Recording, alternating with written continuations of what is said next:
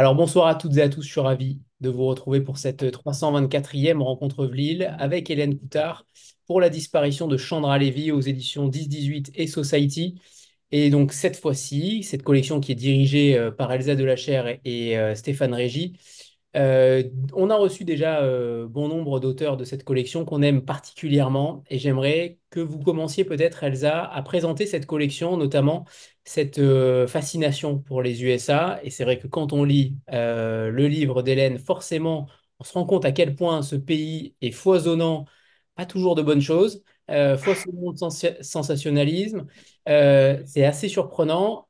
J'aimerais que vous nous racontiez déjà l'histoire de cette maison, de cette collection, pardon, et que vous nous racontiez aussi pourquoi avoir décidé d'avoir morcelé tous ces états et d'en faire une affaire à chaque fois.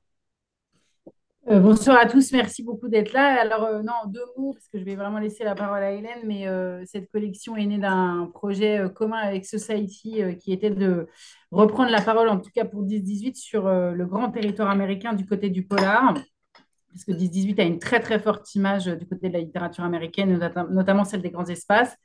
Et moi, pour le polar dont je m'occupe, on s'était dit que le fait divers était une bonne façon de rentrer dans cette narration-là, le fait divers réel. Et donc, le partenariat avec Society s'est très vite imposé parce que le fait de raconter état après état, affaire après affaire, en choisissant à chaque fois les choses qui commencent à raconter différents aspects de l'Amérique, sociologique, historique, géographique, c'était une bonne façon de faire. Donc, on a décidé de choisir par typologie d'histoire et par typologie de lieu, des choses qui commençaient à résonner les unes avec les autres. Le précédent, à l'affaire Emmett Till, c'était évidemment inconcevable de ne pas commencer, enfin de ne pas très vite aller sur une histoire de crime racial, puisqu'on sait à quel point c'est fondateur aussi dans l'histoire récente des États-Unis. Donc voilà, on commence à avoir un très beau patchwork de narration à plein de niveaux que ce soit. Et du coup, là, livre après livre, état après état, ça prend forme et ça prend vraiment une très très belle dimension. Donc on est très très fiers à chaque nouveau livre qui vient apporter sa pierre à l'édifice.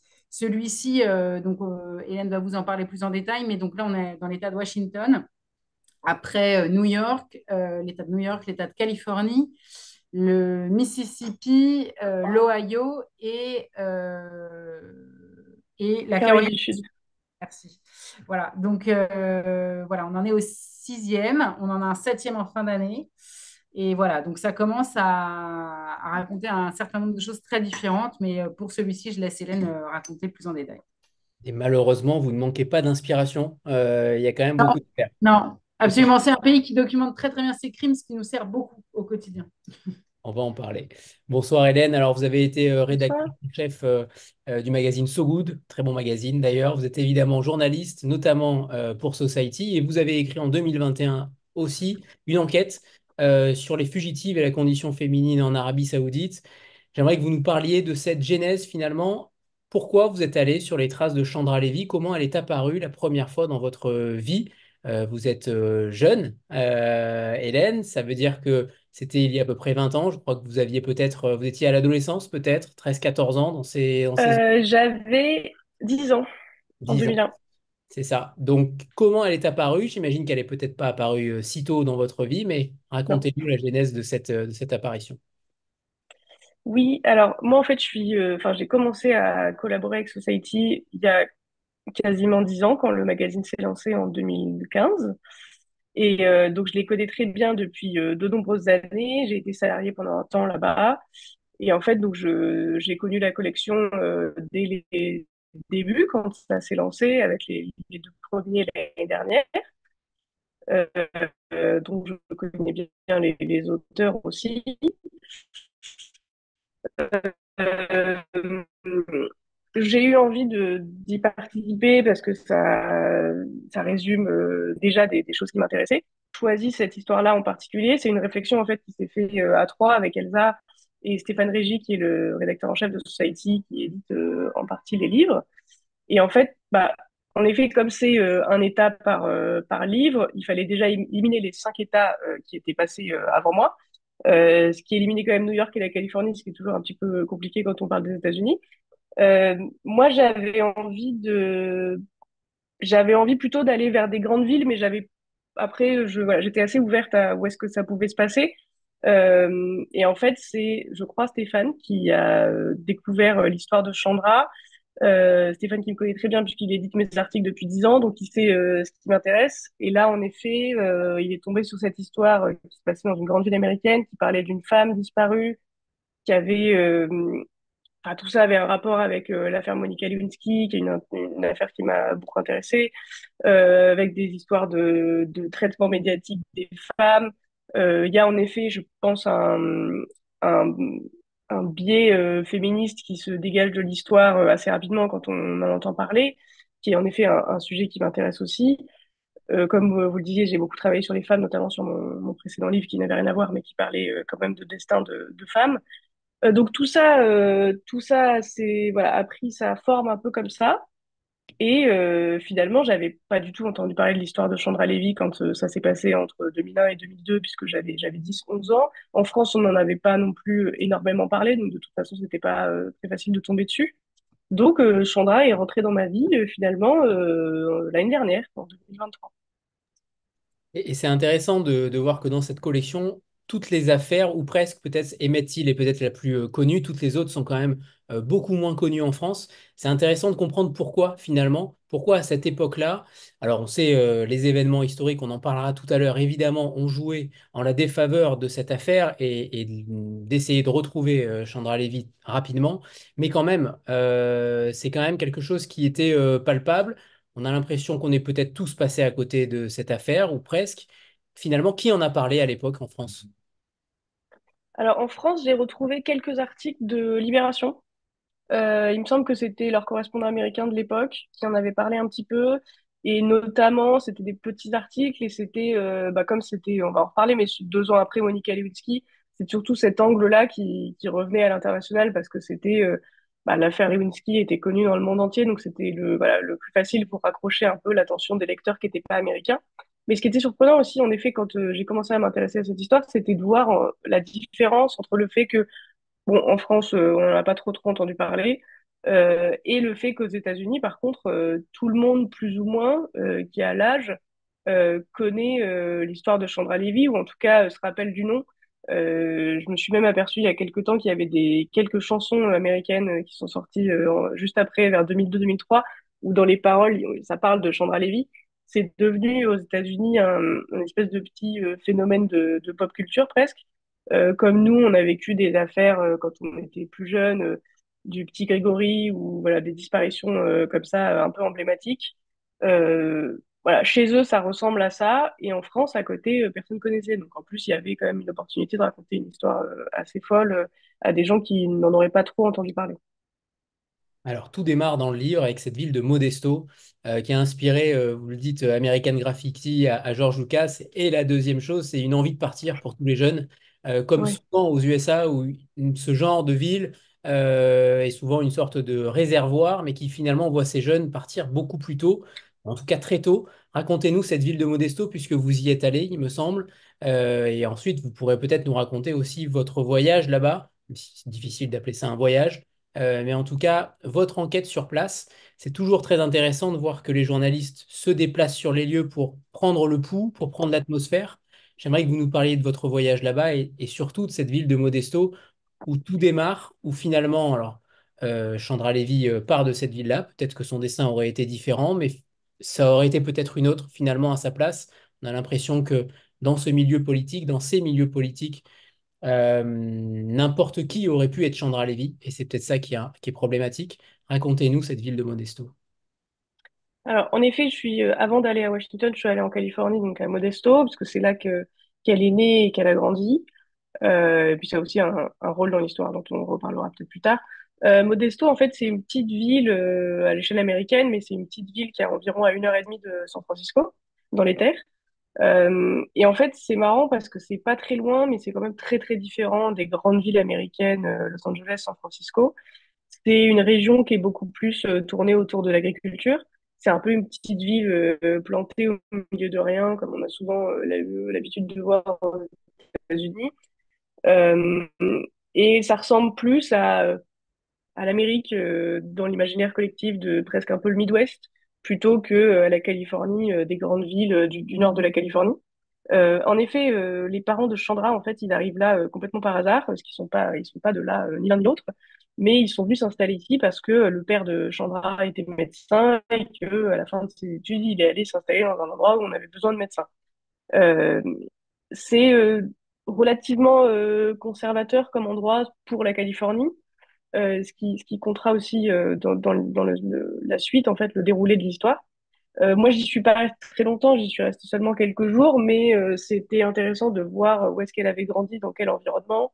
Euh, et en plus, ça m'a permis de faire un truc que j'avais envie de faire, qui était de prendre l'avion qu'elle-même a pris quand elle a décidé de quitter la Californie pour Washington. Donc, j'ai pris le vol San Francisco-Washington, dont je parle au début du livre, qui est son grand départ, en fait. Parce que avant de partir faire son stage à Washington, elle avait déjà fait des études en Californie. Donc, d'abord, elle a été dans une fac à San Francisco et puis un peu plus tard dans une autre fac à Los Angeles. Mais là, c'était vraiment le vrai départ. C'était voilà, la fin de ses études, son dernier stage.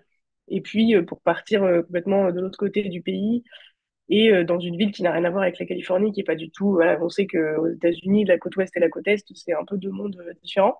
Donc c'était important pour moi aussi d'aller voir d'où elle venait avant d'aller voir ce qui s'est passé à Washington et de faire ce trajet qui est en fait un peu tout ce qui détermine la suite. Alors, c'est évidemment un livre qui l'a fait revivre, qui est une sorte d'ode finalement à Chandra Levy. On verra tout à l'heure pourquoi aussi.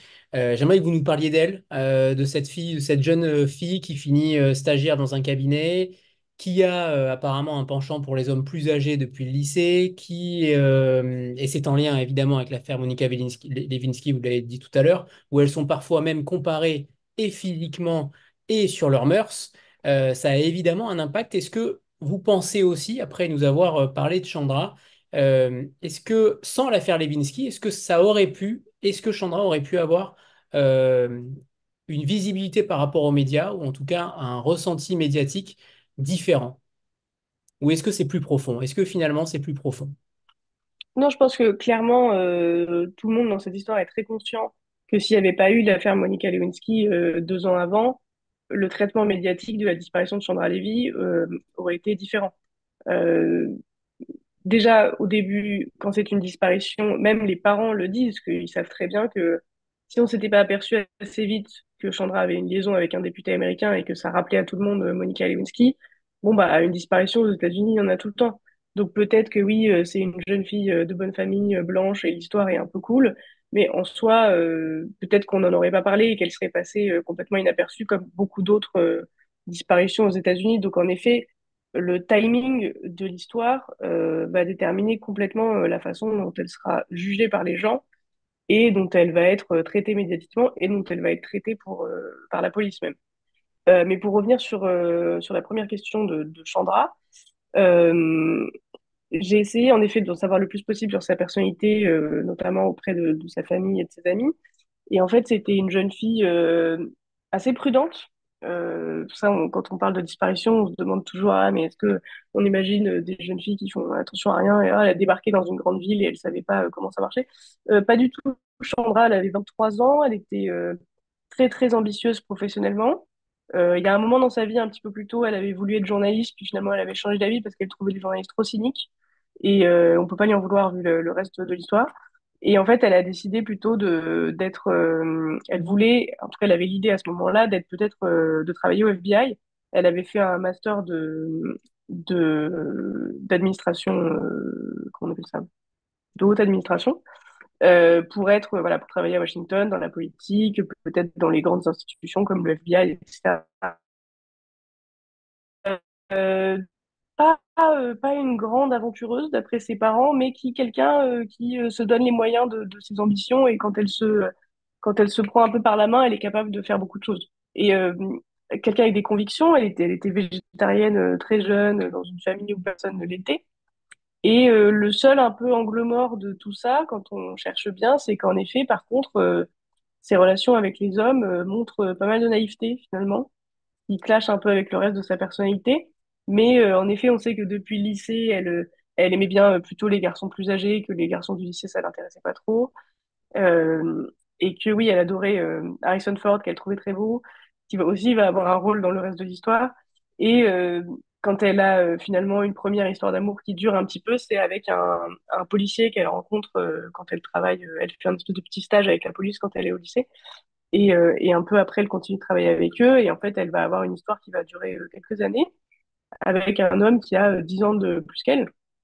Et elle va avoir du mal d'ailleurs à s'en remettre une fois que ce sera terminé. Donc tout le monde sait autour d'elle que c'est plutôt le genre de femme à regarder des hommes qui vont avoir au moins quelques années de plus qu'elle. Et à l'époque, bon maintenant on en pense ce qu'on veut, mais peut-être il y a plus de débat sur la question, alors qu'à l'époque on disait juste ah bah c'est parce qu'elle est mature et elle est peut-être un peu plus intelligente que les garçons de son âge, donc c'est bien normal qu'elle s'intéresse à des hommes plus âgés. Donc j'ai essayé de reconstituer un peu tout ce que j'ai pu réunir sur Chandra, parce que tout ça éclaire quand même un peu la façon dont la suite va se dérouler.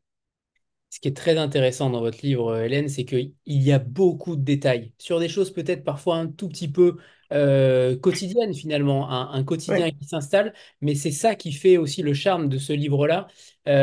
Comment vous avez réussi à trouver autant d'éléments finalement, même si on imagine, et vous le dites à la fin, que la presse a été, les articles ont été pléthores pendant de longs mois sur le sujet, aux États-Unis évidemment, mais quand même il y a un nombre de détails. On a l'impression d'y être, on a l'impression que vous y êtes finalement aussi.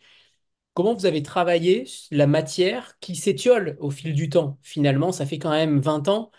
Est-ce que vous vous êtes posé la question aussi de la, pas de la véracité, mais en tout cas des petites choses que la mémoire inflige à nos esprits? Mm. Est-ce que c'est un sujet pour vous en tant que journaliste aussi? Oui, moi c'est un peu, c'est presque ma partie préférée dans l'écriture de portraits, un peu comme ça. C'est d'aller chercher soit des gens qui sont plus là et en effet il faut aller chercher avec leurs proches, ou même quand j'écris sur des gens dans la presse, j'aime bien essayer d'avoir des détails qui peuvent paraître presque un peu insignifiants, mais qui je trouve aident à cerner un peu la personnalité de quelqu'un.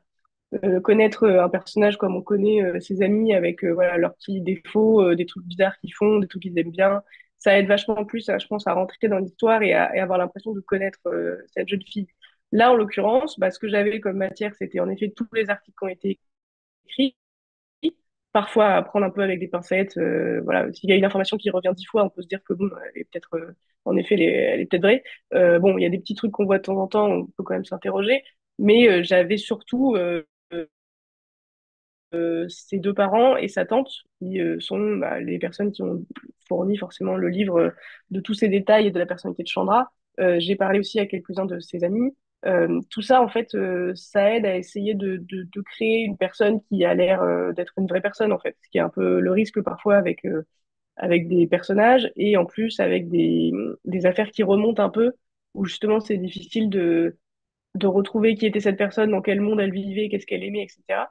Et ça m'amène parfois à poser des questions un peu stupides en interview, mais avec ses parents, j'ai notamment parlé de ce qu'elle aimait comme film, comme musique, et de qui elle était au lycée, parce que on sait que le lycée pour les Américains, c'est une période très, enfin, où, voilà, ils en reparlent souvent, c'est très fondateur, et ça aide souvent à définir un peu qui est une personne. Donc j'ai voulu voilà, volontairement mettre beaucoup de détails sur sa personnalité.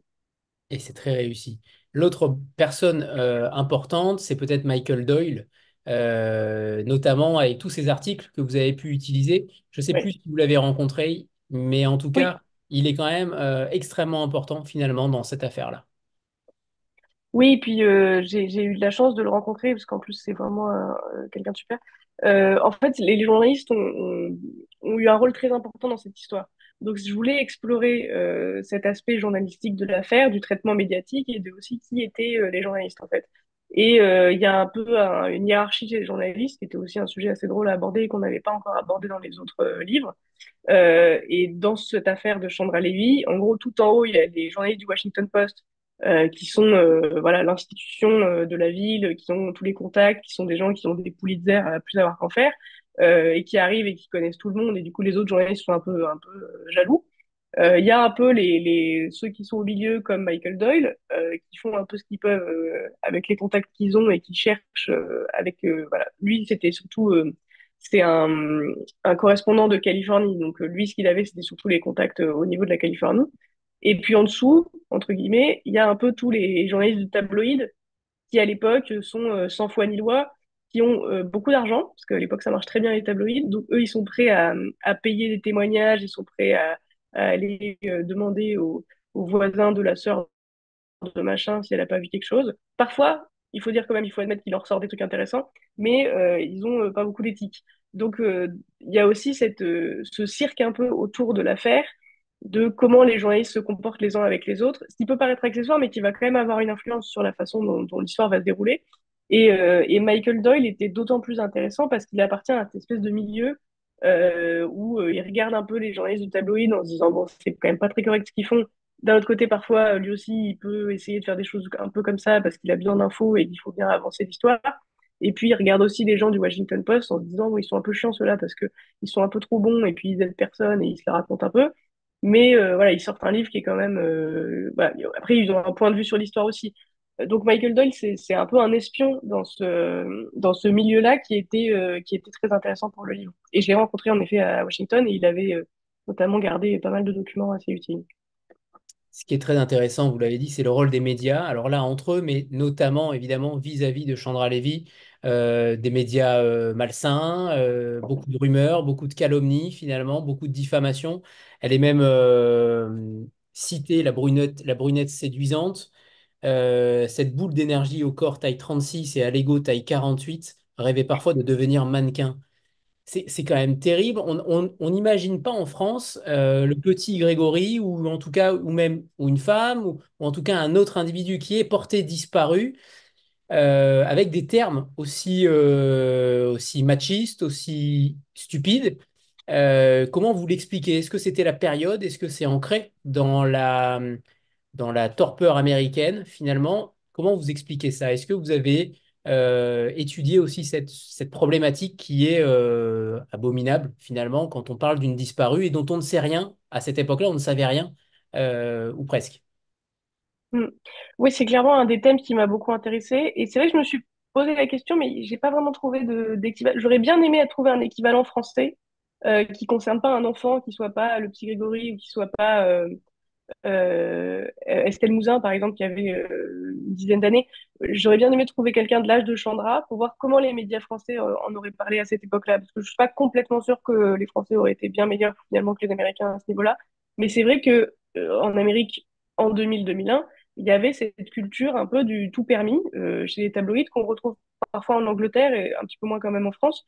Et en effet, enfin moi, j'ai lu vraiment, j'ai essayé de trouver tous les articles qui restaient encore en ligne de cette époque-là et de cette presse-là, et j'ai halluciné sur des trucs. Est-ce que vous avez cité, c'était vraiment le best-of que j'ai cité dans le livre, mais il y avait des trucs fous, des détails, déjà des trucs complètement faux, évidemment, mais juste un jugement sur la personnalité, le corps de Chandra, ce qu'elle faisait pas qui est assez fou maintenant avec 20 ans de recul. Je crois quand même, je pense que la presse a un peu évolué à ce niveau-là, même aux États-Unis, j'espère. Mais c'est sûr que cette espèce de... En fait, il y a une fascination aux États-Unis qui est très paradoxale entre l'image de la jeune fille pure qui représente un peu l'Amérique, qui est enlevée par un criminel, assassiné, disparu, etc.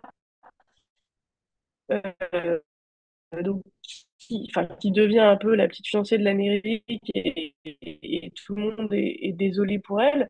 Et en même temps, on juge les femmes tellement durement que on a un peu envie aussi de la faire tomber de son piédestal. Et dans ce cas-là, féminine dont je parle un petit peu dans le livre sur un chapitre sur ça, où en effet la critique des femmes qui ont une existence publique dans les médias est vraiment tout est permis quoi. Donc que ce soit une avocate dans un procès important, que ce soit une jeune fille comme Chandra qui est victime d'un crime, ou que ce soit Monica Lewinsky qui a une liaison avec le président, tant qu'on est une femme dans l'espace de harcèlement et de jugement, et, voilà, il y a pas vraiment de limite.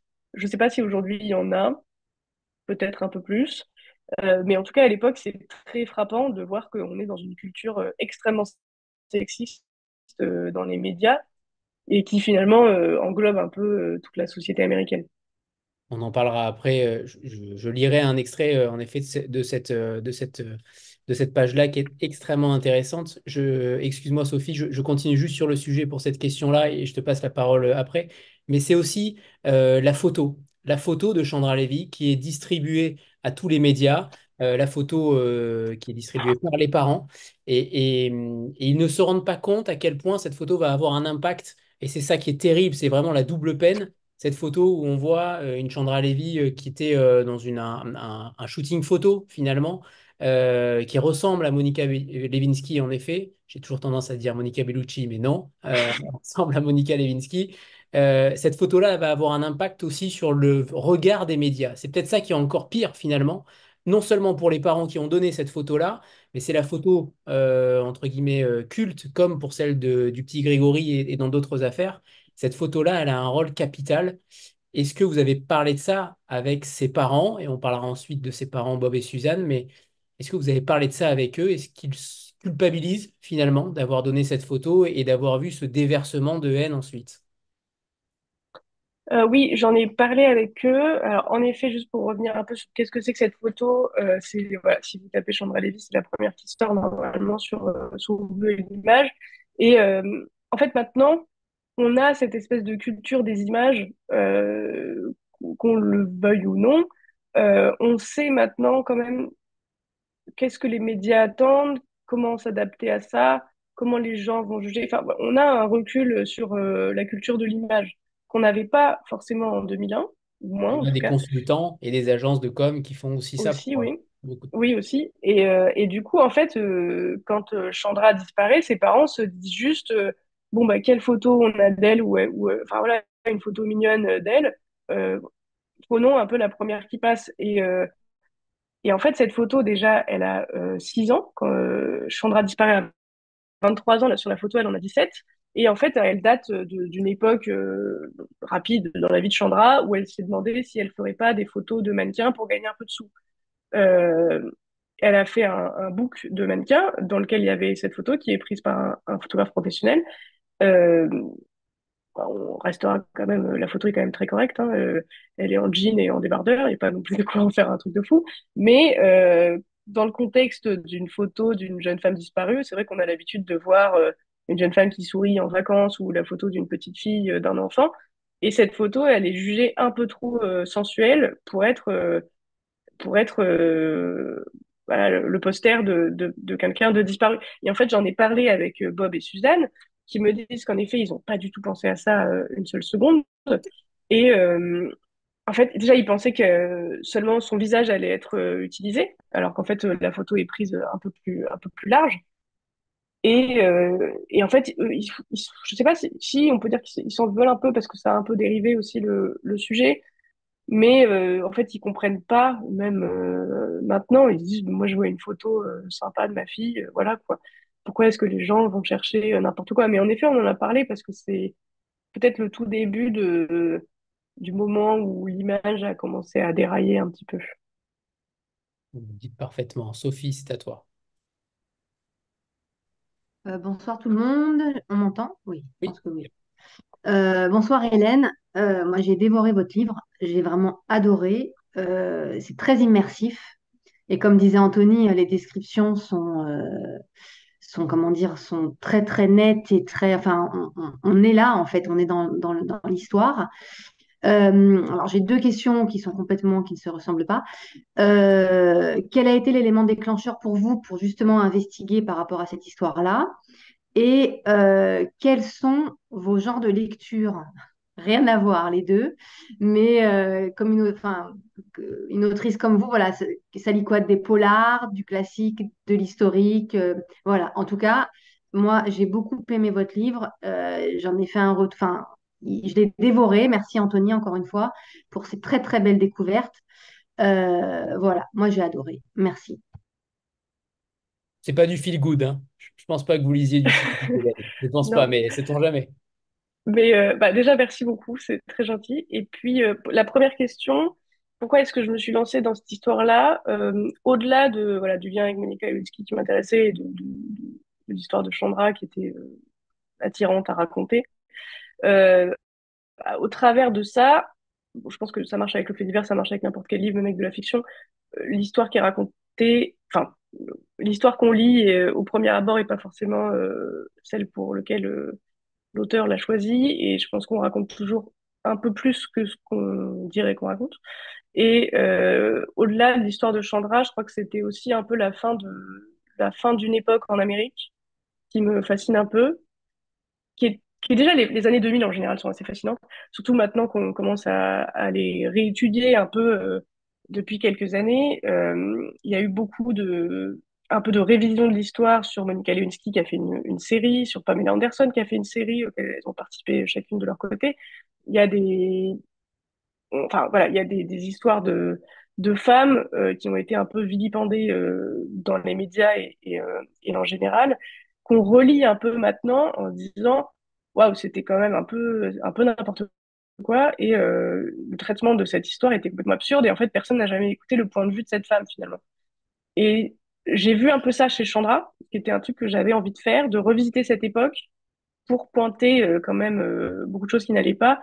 Et au-delà de ça, quand je vous dis que c'est la fin d'une époque, c'est qu'en fait, on est au milieu, enfin, l'affaire de Chandra est un peu avant et un peu après le 11 septembre, qui est pour l'histoire des États-Unis un tsunami, et on a un changement complet de, de, de, de, d'objectifs et de vie chez les Américains. Et c'est déjà quelque chose dont j'avais beaucoup entendu parler quand j'écris pour Society. J'avais, à une époque, surtout avant le Covid, mais un peu aussi après, j'écris pas mal sur l'Amérique, et notamment avec des écrivains américains ou des faits divers ou des histoires. Et beaucoup d'Américains, en fait, même si c'est pas du tout le sujet de l'interview, finissent à un moment par parler du 11 septembre. Et, enfin, surtout ceux de la côte Est. Et en fait, j'avais aussi envie, ouais, de m'intéresser à ça aussi, à cette époque en Amérique qui, finalement, joue aussi, je pense, sur ce qui se passe aujourd'hui. Donc tout ça n'est jamais vraiment terminé. Et c'était quoi votre deuxième... Ah oui, qu'est-ce que je lis? Qu'est-ce que je lis? Alors, je lis pas de polar, en fait. Enfin, pas trop. Mais on m'en a souvent conseillé, et c'est pas, j'ai jamais trop essayé, il faut que je m'y mette. Mais non, pas trop de polar. Je lis évidemment un peu de non-fiction, mais pas forcément que des faits divers, mais de la non-fiction en général. Beaucoup de littérature américaine, quelle qu'elle soit. Mais quand même, je me suis plus remis à la France pour ces dernières années. Et beaucoup de livres écrits par des femmes, mais pareil, c'est pas, enfin, j'en suis ravie, mais c'est pas non plus un statement, c'est juste, je sais pas, ça s'est fait comme ça au fur et à mesure. Mais ouais, pas mal, un peu d'anglais aussi et d'irlandais maintenant, mais ça reste de la littérature de fiction relativement classique, avec quand même beaucoup de non-fiction dans tout ça, des livres de journalistes, des livres de faits divers, des livres de témoignages, ce genre de trucs. Mais c'est vrai, pas trop de polar finalement. Et Je vous remercie. ma question va revenir sur cet été 2020, 2001, cette période charnière finalement juste avant le 11 septembre, et finalement cette période intervient après de nombreux événements. Vous faites la liste à un moment donné dans le livre, les émeutes après Rodney King, Lorena Bobbitt, la célébrité nationale, pour avoir sectionné le pénis de son mari après un viol conjugal, un membre du cabinet de Bill Clinton retrouvé sans vie, les accusations de pédophilie de Michael Jackson, l'assassinat de Tupac, le projet d'O.J. Simpson. Finalement, on a l'impression on trouve qu'aujourd'hui, il y a beaucoup de faits, mais finalement, cette époque-là était quand même regorgée d'histoires, de faits divers et de tragédies. Ça rejoint aussi la question de Rosemary qui demande comment vous avez choisi finalement les infos qui parlent à tous. Il y a tellement de choses que vous avez encore une fois visé juste sur des choses qu'on a oubliées finalement. Des choses qui passent tellement vite. L'actualité est si prégnante que on oublie tout ça, et je trouve que c'est génial de nous avoir, génial, façon de parler, parce que c'est quand même que des choses extrêmement tristes, mais ça nous a remis dans une période qui était quand même là aussi terriblement douloureuse pour tout le monde. Ouais, en fait, je sais pas ce qui s'est passé. Enfin, après, peut-être qu'on s'en rend plus compte. Peut-être qu'il y a autant de choses qui se passent aujourd'hui, mais qu'on est trop habitué. Mais quand on regarde, ouais, la fin des années 90 et le début des années 2000, un peu plus des années 90, il s'est passé un million de choses, et qui étaient à chaque fois très, très suivies. Et ça, c'est ce que je raconte un peu dans le livre. Ce qui est assez fascinant, c'est qu'en fait, c'est pas qu'il se passe plus de choses, c'est juste une autre façon de le traiter médiatiquement. Et parce que, et vous parliez d'été 2001, en fait, les chaînes qu'on appelle ça, des chaînes d'infos en continu sont créées grosso modo au milieu des années 90 aux États-Unis. Et à l'époque, non, non, elles sont créées avant parce que CNN, il y a la guerre du Golfe. Donc c'est plutôt début des années 90. Et en fait, une fois que justement il n'y a plus de guerre, en fait, euh, bah, ils savent plus quoi mettre sur ces chaînes-là parce qu'il faut quand même remplir toute la journée d'infos, même s'ils y reviennent 10 fois sur la même. Et en fait, le fait qu'il n'y ait plus de guerre qui implique les États-Unis va faire que ces chaînes-là vont aller s'intéresser à d'autres choses.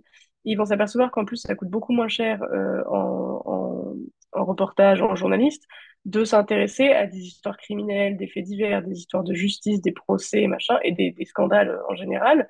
Ça coûte moins cher, les gens regardent plus, et ça vous occupe des semaines et des semaines en faisant des épisodes, en fait, de news.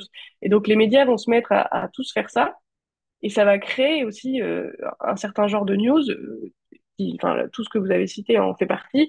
Peut-être le plus emblématique à ce niveau-là, c'est le procès de O.J. Simpson, où en effet, c'était toutes les heures, il y avait un point sur l'affaire. Il y avait des centaines de journalistes qui sont allés au procès tous les jours. Il y avait des infos tous les jours sur ça. Et en fait, à force, on s'habitue à ce traitement de l'information et il faut encore toujours quelque chose de plus. Donc l'affaire de Chandra Levy vient s'inscrire aussi dans cette ambiance médiatique. Et vous dites même que c'est l'apparition à ce moment-là des événements en direct où les chaînes télé commencent à diffuser non-stop ce qu'il se passe en direct, même si il se passe souvent quasiment rien. Mais c'est un moment charnière là aussi pour ça. Ouais, c'est en effet, on commence à envoyer des gens devant des cours criminels pour rien dire, mais juste pour dire bon bah il se passe toujours rien. Et puis ce qu'on voit encore aujourd'hui et même en France. Et en fait, c'est le début de ce qu'on a appelé le 24 hours news cycle. C'est-à-dire que ça dure 24 heures, donc il faut remplir même s'il se passe rien, quoi. Et je crois que ça a changé complètement la façon de traiter notamment les crimes. J'aimerais qu'on parle de Bob et Suzanne, parce que vous avez communiqué longtemps avec eux. Pauline posait la question de savoir si ça n'avait pas été trop difficile finalement d'obtenir un rendez-vous avec les proches de Chandra. Peut-être que le fait que l'affaire se soit passée il y a 20 ans a permis aussi plus de simplicité dans les échanges aussi. Je pense qu'aujourd'hui aux États-Unis, on oublie peut-être un peu trop cette affaire. Je ne sais pas, vous allez nous le dire, mais je ne suis pas sûr qu'on en parle régulièrement aux chaînes télé. Il y a tellement de choses qui se passent. Mais justement, racontez-nous aussi comment ils sont finalement, Bob et Suzanne. Ils sont très présents au début du livre, un petit peu moins ensuite, mais finalement, qui étaient-ils, qui sont-ils, pardon, et comment vous les avez trouvés, comment vous avez pu échanger avec j'imagine, une grande pudeur par rapport à Chandra. Est-ce que ça a été douloureux, difficile? Comment vous avez vécu cette expérience-là? Alors, comment je les ai trouvés déjà? En fait, c'était un peu l'enjeu du début du livre, de savoir si j'allais arriver à, en effet, prendre un peu ce point de vue de la famille et qui était évidemment conditionné au fait qu'ils allaient me parler ou ils allaient pas me parler. Au début, j'étais vraiment pas sûre qu'ils accepteraient de me parler parce qu'en effet, quand je regardais un petit peu, en 2021, ils avaient redonné une interview parce que c'était les 20 ans de la disparition de Chandra, mais c'était pour le Modeste Hobby, qui est le journal de leur commune, quoi. Donc, j'étais pas sûre qu'ils voudraient s'intéresser En plus, j'étais pas sûre qu'ils comprendraient pourquoi une Française veut faire un livre sur leur fille 23 ans après sa disparition. Donc, c'était pas du tout gagné. Et en fait, ce que j'ai fait, c'est que j'ai justement contacté ce journaliste qui les a interviewés en 2021 pour le Modeste Hobby, en lui demandant, voilà, est-ce qu'il pensait que j'avais mes chances. Et c'est lui qui m'a proposé, il les connaît un petit peu, il les connaît pas très bien, mais c'est lui qui m'a proposé de leur faire passer un message. Donc, je leur ai écrit une espèce de lettre pour leur expliquer ce que je voulais faire et leur expliquer que j'aimerais beaucoup leur parler si ça leur convenait. Et ils m'ont répondu finalement assez vite, je m'y attendais pas, en disant que voilà, bien sûr, ils acceptaient de me rencontrer. Alors à la base, je devais les rencontrer chez eux à Modesto, dans la maison où a grandi Chandra, etc. Finalement, on a fait autrement parce que entre-temps, la mère de Chandra a attrapé le Covid, enfin, c'était toute une histoire. Mais je les ai donc rencontrés à Paris à l'automne 2023. Et c'était évidemment très spécial. J'ai déjà fait des interviews comme ça, donc je connais un peu l'exercice, mais c'est toujours délicat d'aller interviewer la famille d'une personne qui est disparue ou décédée. Faut le faire avec voilà, un peu de délicatesse. Dans leur cas, en fait, il y a un peu deux solutions. C'est soit, quand c'est fait si longtemps comme ça, soit les familles, ils veulent plus en parler. Voilà, ça leur fait trop de mal et puis ils ont dit tout ce qu'ils avaient à dire et ils ont plus envie. Ça arrive souvent. Soit le deuxième cas qui est plutôt le leur, où en fait, enfin, c'est triste, mais en fait, ils sont tellement contents de parler d'elle et d'avoir quelqu'un avec qui en parler, une nouvelle personne un peu, que en fait, voilà, ça leur fait du mal d'en parler, ça les replonge dans des souvenirs douloureux, mais ça leur fait du bien de parler de leur fille en fait. Donc il y a eu un peu ces deux moments-là. Et après, moi j'ai vu pendant l'interview et ce que je savais un peu déjà avec tout ce que j'avais lu, et ce qui est très visible, c'est qu'en effet, Suzanne, sa mère, c'est quelqu'un de très, ouais, très sociable, qui parle avec facilité et qui a un peu le rock du couple. Et Bob, Robert Lévy, son père qui est médecin, même 23 ans après, il a beaucoup de mal à parler de Chandra. Et je les ai vus avant d'aller à Washington, mais quand je suis allée à Washington après que j'ai rencontré Michael Doyle, il m'a aussi raconté que quasiment tous les journalistes qui à l'époque ont interviewé les parents pouvaient pas finir une phrase sans que Bob Lévy se mette à pleurer. Donc c'est intense comme genre d'interview, mais voilà, je leur ai envoyé le livre, écrit en français, donc voilà, mais j'espère que ça leur plaira et je sais ce que je leur dois en l'occurrence parce que sans eux, le livre aurait été beaucoup plus compliqué à faire. Alors dans la famille, il y a eux, il y a la tante qui a aussi un rôle primordial dans l'histoire et qui c'est par les parents que j'ai contacté Linda, la tante, qui a aussi accepté de me parler heureusement. Mais voilà, quand on demande à des parents de parler de leur enfant décédé, c'est toujours un peu délicat, puis on espère toujours que le résultat va leur plaire, quoi. Alors, on va revenir évidemment sur la disparition, où finalement c'est une disparition lunaire. On ne comprend rien finalement dès le début. On ne sait pas pourquoi elle disparaît. Il y a beaucoup d'affaires personnelles qui sont encore dans son appartement. On sait qu'elle a consulté des sites, notamment un certain site pour l'Alsace-Lorraine. Euh, il y a quand même beaucoup d'éléments qui font penser que soit c'est une machination, soit il ne s'est rien passé. En fait, c'est une disparition qui est peut-être la plus énigmatique qu'on ait jamais connue dans le monde judiciaire. J'aimerais que vous nous parliez de cette disparition-là. C'est le 1er mai 2001. Donc, on est en amont du 11 septembre.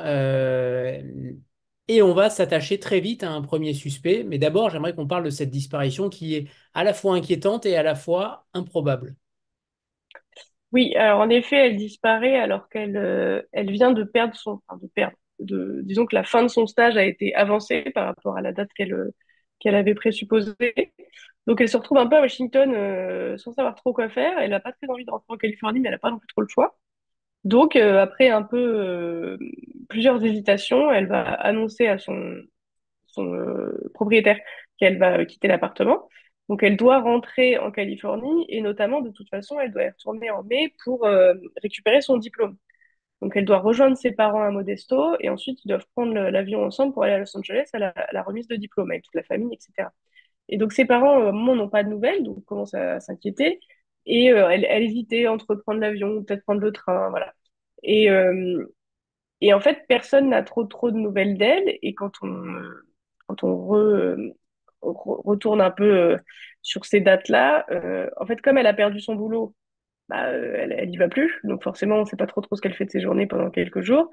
On peut retracer un peu qui elle a appelé avec son téléphone. Mais en fait, elle fait un peu ses valises pour partir, mais en même temps, quand les policiers rentreront dans l'appartement, les valises, elles sont pas non plus complètement finies. Donc, a priori, elle n'est pas encore partie, puis elle a même pas vraiment fini son sac. On sait qui elle a appelé, il y a des gens qu'elle a appelé beaucoup de fois. Alors, comme souvent, il y a des gens qui auraient dû la rappeler qui ne l'ont pas fait, et du coup, qui s'en mordent toujours les doigts. Euh, mais en effet, on a un peu l'impression qu'elle disparaît un peu comme ça, sans. On sait elle a dit la veille de sa disparition à sa salle de sport qu'elle partait. Elle a discuté avec le mec de la salle de sport, en disant je retourne en Californie, machin. Le lendemain matin, la seule trace vraiment qu'on a d'elle, c'est cette historique de recherche internet qui va durer 2 heures, où en effet, elle se renseigne sur la région Alsace-Lorraine, je ne sais pas pourquoi, et plein d'autres sites où en fait ça va très vite. Pendant 3 heures, il y a plein de sites qui s'enchaînent. Donc après, la mission des enquêteurs, ça va être d'essayer de donner un sens à toutes ces recherches. Parfois, ils n'y arriveront pas. Euh, et en fait, après ça, elle disparaît. Elle disparaît et en plus, on ne sait pas à quelle heure elle part de chez elle. On ne sait pas pourquoi elle prend pas son téléphone, alors que comme toute fille de 23 ans, elle est toujours accrochée à son téléphone. On ne sait pas dans quelle tenue elle part, si elle est seule. Personne ne l'a vu partir de son immeuble. Donc, en fait, il va y avoir très peu d'éléments avec lesquels travailler dès le départ. Je crois qu'elle dit même je crois que c'est à sa tante qu'elle dit qu'elle a une grande nouvelle à lui annoncer. Voilà. Ouais, il y a une histoire, en effet, elle laisse plusieurs messages sur différents répondeurs. Et sa tante, à qui elle a parlé quelques jours avant, elle était un peu déprimée parce que bah, elle avait perdu son stage, elle allait devoir retourner en Californie, elle savait pas trop ce qu'elle allait faire. Là, soudainement, elle lui laisse un message vachement plus joyeux, avec une voix plutôt heureuse, en lui disant, bon, bah, je sais pas trop ce que je vais faire cet été, là, je vais rentrer à la maison, mais c'est super, j'ai une super nouvelle à t'annoncer. Évidemment, comme tout bon polar, sa tante ne la rappelle pas, et donc ne saura pas ce que c'est la bonne nouvelle. Alors, c'est le moment du premier extrait, Hélène, que vous allez faire un plaisir de lire. Ouais, alors, On parlera de et Gary Condit, évidemment, juste après. un petit peu après. Alors, j'ai choisi de vous lire le début parce que c'est plus simple dans le cas de ce jour d'après. Alors, le vol d'United Airlines qui relie San Francisco à Washington, D.C. dure 5 heures et 11 minutes. Ce 14 septembre 2000, Chandra Levy a tout le loisir de ces 5 heures et de ces 11 minutes pour penser à ce qu'elle quitte et à ce qu'elle espère trouver de l'autre côté du pays. Âgée de 23 ans, elle commence sa vie maintenant. Par le hublot, Chandra voit s'éloigner la Californie. Du ciel, on ne voit pas Modesto, sa ville natale située à 150 kilomètres de San Francisco dans les terres, et ça ne dérange pas la jeune femme. Modesto, elle l'a déjà assez vue. Pendant 18 ans, elle a arpenté ces rues larges et droites, prévisibles, qui ressemblent plus au Midwest qu'à la Californie, et voit passer pick-up après pick-up, Starbucks après Starbucks. 180 000 habitants et une météo constante. Modesto n'a inspiré que deux choses dans son histoire, American Graffiti à George Lucas, et une envie de partir à tous les jeunes comme Chandra Levy. Chenot Drive, sa rue, l'une des plus chics de la ville, est un interminable cul-de-sac. Les maisons s'y enchaînent, imposantes, toutes ouvertes sur de grands terrains à l'arrière. Dans le sien, on trouve une grande piscine et même des chevaux, bien qu'elle déteste les chevaux. C'est sa mère qui les adore. Chandra, elle, aime lire des livres, faire danser ses doigts sur le grand piano brillant du salon et regarder les étoiles à travers son télescope. Elle aime les films de Star Wars, les statistiques de baseball, les San Francisco Giants, les chocolats au beurre de cacahuète de Reese et Harrison Ford. Aux chevaux, elle préfère les oiseaux. Elle en a quatre, Franny et Zoe, comme les personnages de J.D. Salinger, et Christmas et Hanouka, pour le mélange de croyances auxquelles ses parents l'ont habituée.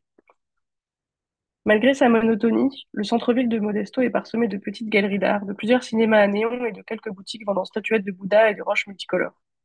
C'est peut-être pour ce côté culturel et spirituel que Suzanne Levy, sa mère artiste, s'évite plus ici. Si la jeune femme s'envole à plus de 4 000 kilomètres de ses parents, déterminée à se construire une vie pour elle-même, l'évocation de Bob et Suzanne la fait toujours sourire. Ils sont quelque chose de loufoque, ses parents. Pour commencer, ils l'ont appelée Chandra, qui se traduit par fille au-dessus de la lune et des étoiles en sanskrit. Bob, son père oncologue, est connu pour son approche holistique des traitements contre le cancer. À Modesto, on l'appelle Last Chance Bob. Chandra et lui sont très proches. Pour son père, Chandra fait toujours tout bien et a toujours raison. Elle est sa princesse, sa petite coccinelle. Pour Chandra, il est un roc, celui qui ne lui dira jamais non. Ça tombe bien, Chandra n'aime pas beaucoup qu'on lui dise non.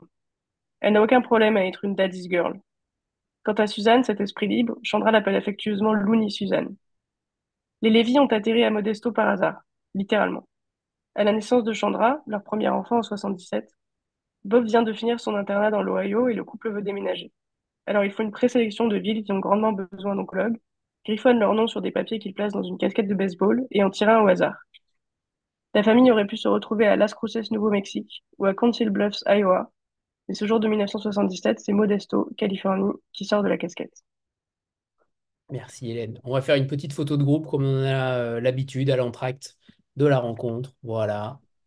3, 2, 1. Eh, c'est bon, parfait. Merci. Alors, on va parler de Gary Condit qui, pendant toute la première partie du livre et de l'enquête aussi, tout le monde s'intéresse à ce député, à Gary Condit, qui d'une cinquantaine d'années, avec qui Chandra aura une liaison ou pas, ça vous le découvrirez dans le livre, mais quand même, on peut dire que oui, et qui est l'un des derniers à l'avoir vu en vie. Racontez-nous cette histoire-là, ce Gary Condit. Il a un rôle clé et à la fois pas si clé que ça dans l'histoire de Chandra.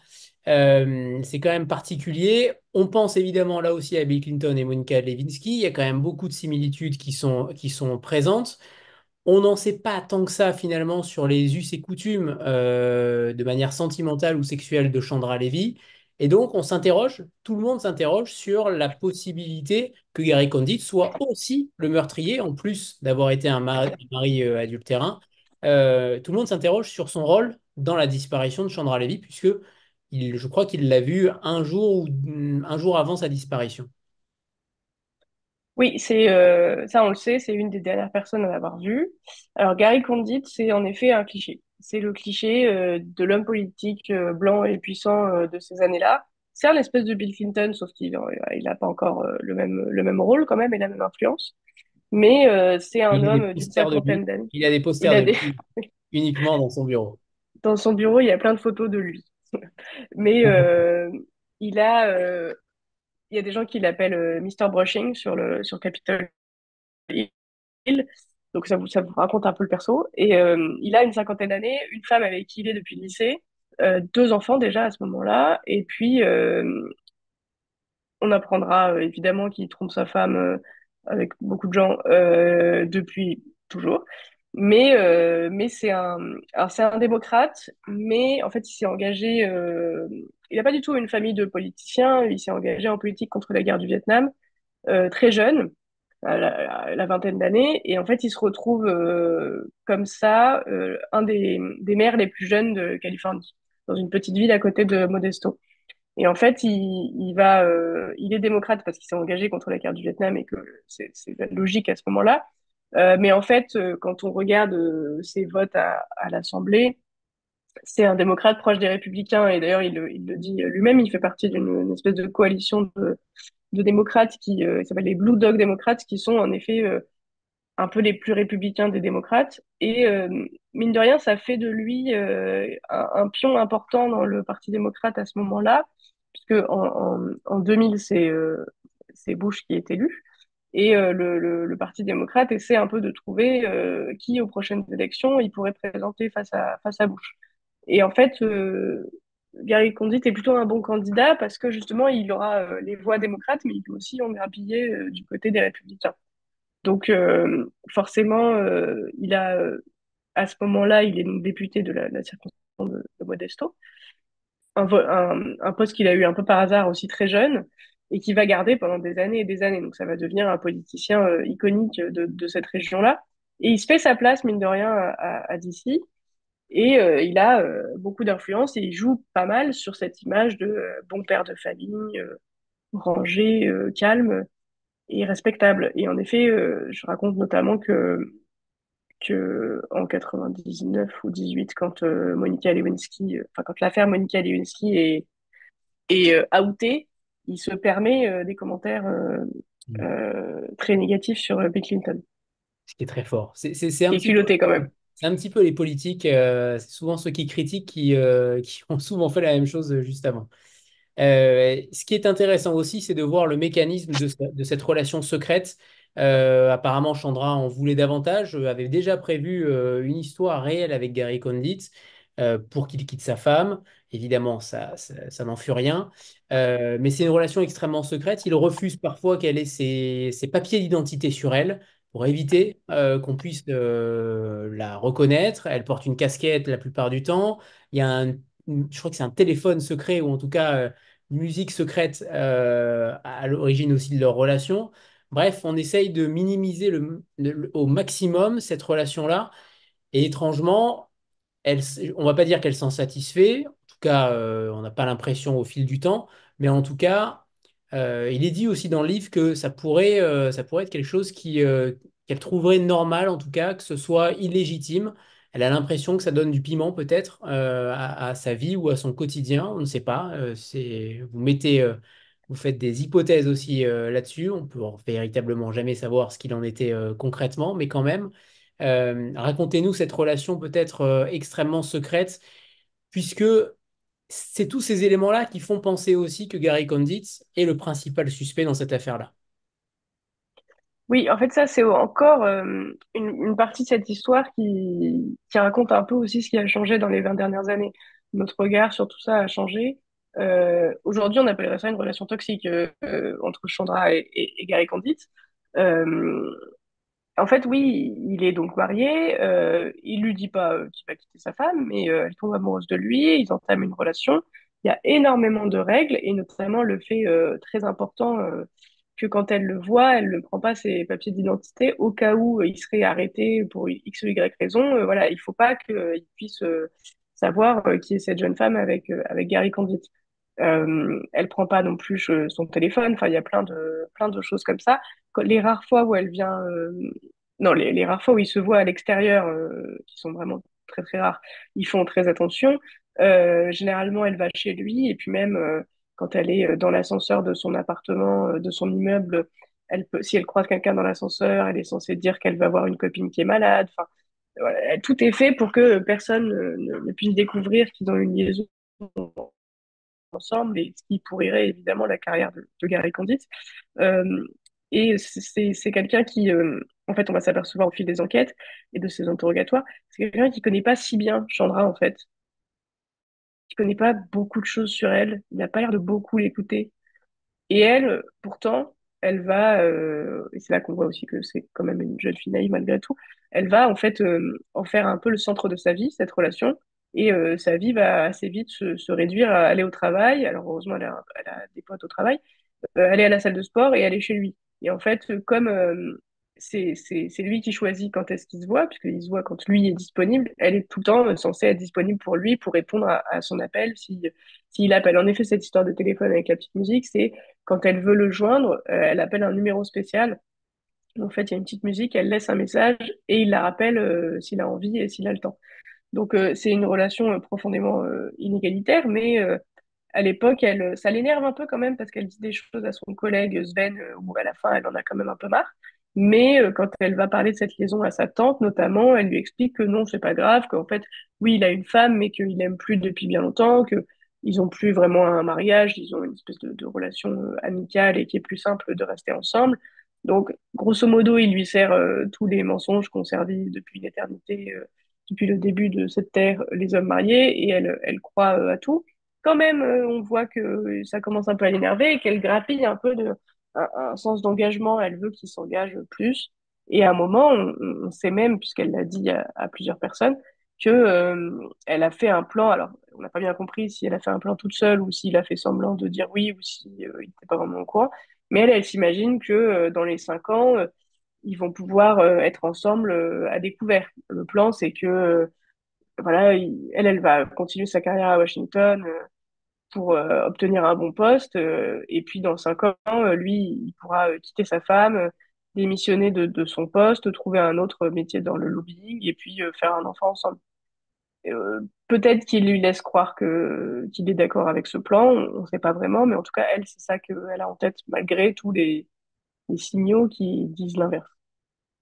Tout à l'heure, je vous parlais d'un passage sur la vision de la femme dans la société américaine. Je vais vous le lire. Mais plus encore que le crime, c'est le sexe qui vend. Monica Lewinsky et Anita Hill, qui dénoncent le harcèlement sexuel qu'elle a subi par Clarence Thomas lors de son processus de nomination à la Cour suprême en 91, en ont fait l'expérience. Ce sont elles qui sont sur toutes les chaînes de télévision, tout comme Pamela Anderson et la première sextape de l'histoire, Anna Nicole Smith qui popularise les Playmates, Lolo Ferrari et sa poitrine record. Ce sont elles, et non les hommes impliqués dans ces affaires, qui sont jugés, scrutés, critiqués et moqués. Dans les années 90 et naturellement au début des années 2000, la femme médiatisée perd toujours, qu'elle soit considérée comme trop sexy, telle Monica Lewinsky ou Pamela Anderson, comme trop froide, telle Anita Hill ou Hillary Clinton, comme trop folle, telle Britney Spears, comme trop en colère, telle Tonya Harding, comme trop maigre, telle l'actrice Calista Flockhart qui interprète Ally McBeal, comme trop grosse, telle encore Monica Lewinsky, comme trop compétente, telle Marcia Clark, la procureure du procès O.J. Simpson, si durement jugée par tous qu'elle abandonne sa carrière. Les femmes et le sexe sont intrinsèquement liés et l'Amérique est alors obsédée par les deux. Alison Yarrow résume, dans un contexte d'éducation sexuelle inexistante, de violence et de honte entourant le sexe, les scandales sexuels remplacent le baseball en tant que passe-temps national. Je trouvais ce passage-là tellement juste, tellement subtil, tellement intelligent qu'il faudrait l'ériger en pancarte sur certaines bannières. Mais c'est vrai que on a l'impression que le rôle de la victime s'est inversé pendant de longues années. Est-ce que vous voyez des similitudes avec la France? Est-ce que c'est difficile de voir des similitudes, mais en tout cas, comment vous jugez cet état de fait pendant des années et notamment dans les années 2000? Oui, quand même, il y a des similitudes, notamment quand l'essai que je cite là de Alison Yarrow, il est vraiment très bien. C'est sur les États-Unis, mais c'est sur justement les femmes dans les années 90 et toutes ces histoires-là. Et en le lisant, je me suis quand même dit qu'il y avait des parallèles. Je me souviens, alors évidemment là je vais pas me rappeler son nom, donc ça n'a beaucoup moins d'intérêt. Je me souviens du traitement médiatique de cette, comment elle s'appelle, cette sportive française qui s'était enfuie entre guillemets des JO d'Australie au milieu de la compétition. Ça me dit, Euh, ça me dit rien, c'est pourtant je une, suis les JO, mais là, voilà, merci Pérec. Pérec, oui, Marie-Jo Ouais, Pérec. Marie-Josée Pérec, merci les gens qui ont répondu. Voilà, Marie-Josée Pérec, par exemple, je me souviens, et j'étais jeune pourtant, je me souviens que dans les médias, elle avait été vraiment vilipendée. Enfin, c'était la traîtresse, alors qu'en fait, elle avait des problèmes de santé mentale à ce moment-là dans sa vie, et elle se sentait pas de faire les JO dans cet état-là. Et en fait, je pense quand même que les médias se retournent beaucoup plus contre les femmes qui en sont des figures publiques que contre les hommes à qui, je ne sais pas si on leur pardonne plus ou si juste c'est moins une évidence de les critiquer sans limite comme ça et sur des choses très personnelles ou sur leur physique généralement. Donc je ne sais pas si vraiment on peut faire des parallèles, mais je pense qu'au fond, si on regarde bien, probablement que la France est pas beaucoup mieux. Ah si, il y avait un truc auquel, si je sais pas si vous vous souvenez du traitement de la mère du petit Grégory. Déjà, elle a été accusée de l'avoir tué, mais bon, ça à la limite, pourquoi pas. Mais voilà, c'était ses mœurs, son physique, est-ce qu'elle souffre assez, est-ce qu'elle pleure assez? Ah non, là, elle a trop pleuré, elle fait semblant. Enfin, voilà, elle était quand même extrêmement scrutée aussi. Donc on La sait femme que ce de, soit dans les faits divers ou pas, c'est difficile d'être une femme dans l'œil public. la femme de Jonathan Daval également, mémoire. Oui. Il y a aussi une autre source, c'est la série. C'est la série qui a été faite en 2008, que vous avez utilisée. Alors, je ne l'ai pas vue et j'ai hâte de la voir du coup à la suite de la lecture du livre. Euh, elle vous a aidé en quoi finalement cette série? Est-ce que ça a permis de mettre des images sur des choses? Est-ce que le rôle de l'image a un impact clair sur votre livre? On a l'impression d'y être. C'est cinématographique, clairement. Est-ce que cette série vous a aussi impacté en tant qu'autrice? Alors, c'est pas une série de fiction. Je sais plus Ah, si j'en parle à un moment, mais c'est en fait, il y a pas, bizarrement, il n'y a pas énormément de choses qui s'est fait sur Chandra au niveau de la fiction. Il y a eu des téléfilms américains qui étaient assez mauvais, je crois. Mais là, il y a eu et c'était sur une chaîne américaine, ça n'a jamais été sur des grosses plateformes comme on pourrait trouver en France ici. Euh, C'était une espèce de petite série documentaire qui revenait sur l'affaire. Est-ce que c'était en 2008? Peut-être que c'était en 2008. il me semble Non, que c'était en 2008, peut-être cette que série. c'était un peu plus. Est-ce que c'était avant ou après le procès? Je sais plus. Mais disons que ça vient après un gros rebondissement de l'affaire qui intervient en 2007, puis en 2010. Et en effet, ça m'a été utile, surtout pour. Alors, il y a des espèces de reconstitutions qui sont un peu moches, mais ça m'a été utile notamment pour certaines interviews. Évidemment, il y avait les parents de Chandra dedans, mais il y avait aussi un- leur, euh, leur détective privé. Et en fait, j'ai regardé la série, c'est le premier truc que j'ai regardé sur Chandra en regardant sur Internet.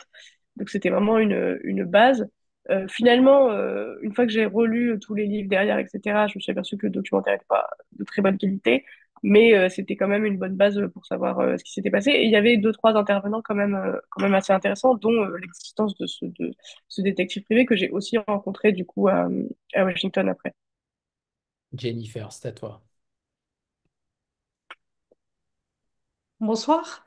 Alors, je repasse à un truc que vous avez dit il y a 5 minutes, là, rien à voir. Moi, je reviens sur l'enquête. c'est que vous avez dit qu'en fait, quand elle allait le voir, souvent, son amant, en fait, elle prenait pas son téléphone. Et comme elle est partie de chez elle et qu'elle avait pas, et qu'elle a laissé son téléphone et toutes ses affaires, tiens, je me dis, c'est quand même un peu curieux comme truc. Et du coup, ça me fait. Bon, voilà, ma question pour en venir. Quand on lit ce genre d'histoire, on a envie de savoir, et bien sûr qu'on ne saura jamais, mais c'est quand même très compliqué. Mais j'imagine que vous, avec tout ce que vous avez fait, vous devez avoir quand même peut-être une conviction ou une impression un peu qui prédomine. Voilà. Quelle est votre conviction profonde sur cette affaire, si vous en avez une? Et surtout, comment vous le gérez ensuite pour retranscrire les choses de manière objective, puisque Oui, parce que ça fait très objectif, par contre, tel que c'est voilà, retranscrit. c'est ça. Ça, c'est fort, hein. Ça me fait plaisir, parce que j'ai fait un effort. Mais j'ai pas de vraie conviction, parce que, en fait, j'en ai eu plusieurs au cours de l'enquête et de l'écriture.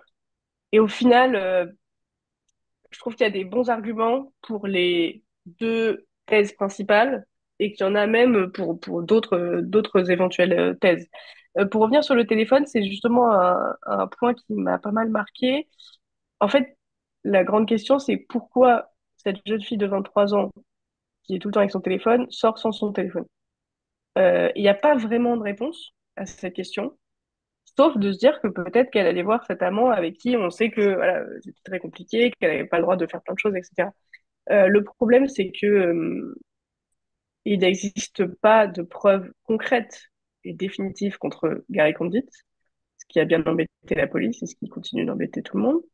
Euh, la deuxième piste qui est explorée dans le livre, c'est pareil, c'est des preuves circonstancielles. Il n'y a pas non plus de game changer dans le truc. Donc, moi, j'ai eu. Après, moi, si je vais. Parfois, j'ai lu notamment un livre, le livre du Washington Post, qui, lui, avance une thèse qui est assez claire. J'ai lu le livre, je me suis dit, waouh, en fait, je crois qu'ils ont trop raison et tout. Puis après, j'ai relu un autre truc, je me suis dit, non, en fait, ils ont tort. Donc, j'ai pu changer d'avis plein de fois. Je m'auto-convainc du truc. Donc, au final, j'ai pas de conviction. Enfin, comme les parents de Chandra d'ailleurs, j'ai du mal à penser que Gary Condit n'a absolument rien fait et qu'il a dit toute la vérité. Ça correspond pas vraiment ni à son attitude, ni à certains éléments qui l'incriminent quand même un petit peu. Je pense qu'il n'a pas été complètement honnête au cours de l'enquête, et c'est pour ça d'ailleurs, sa tante, c'est ce qu'elle dit, elle dit, voilà, je sais pas si finalement il est responsable ou pas, mais en tout cas, le fait qu'il n'ait pas été honnête, ça a ralenti les enquêtes. Donc il a sa part de responsabilité dans l'issue finale quand même, et l'issue finale étant non seulement la mort de Chandra, mais surtout le fait que 23 ans après, sa famille n'ait pas de réponse. Donc c'était compliqué. Ça peut être un peu compliqué de présenter toutes les thèses quand on croit particulièrement une. Moi, ça allait. Mais ce qui était plus compliqué à l'écriture, c'est que je savais que la deuxième thèse allait peut-être être moins fascinante que la première. Et donc, l'enjeu, c'était de la rendre, voilà, que les lecteurs s'y intéressent quand même et restent pas uniquement sur la première partie du livre qui parle plus de Gary Condit et de la liaison. Et évidemment, on ne dira potentiellement rien de la seconde hypothèse Non, pour je vous vais vous laisser laisser quand même un peu de découvrir. suspense quand même, c'est quand même important. Ginny, c'est à toi. Oui, bonsoir.